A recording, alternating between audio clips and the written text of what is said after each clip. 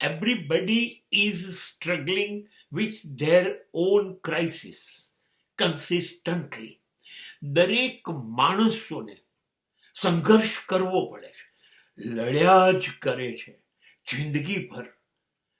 દરેક જણ કટોકટીમાં છે, મુશ્કેલીમાં છે, પુષ્કળ તકલીફમાં છે. કોઈના માટે સરળતા નથી. જિંદગી દર મિનિટે બદલાઈને એને હેરાન કરે છે, હેરાન થઈ રહ્યો છે દરેક જણ.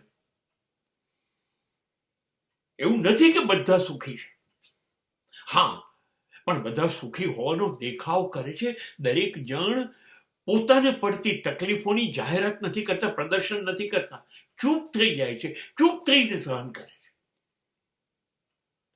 પણ એનો અર્થ એ નથી એને કોઈ તકલીફ નથી.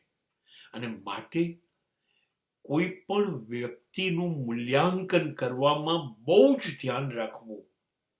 આપણને એની તકલીફ ખબર નથી અને આપણે અભિપ્રાય આપી દઈએ, આપણે નિર્ણય લઈ લઈએ એના બાબતમાં, બિલકુલ ખોટું થશે.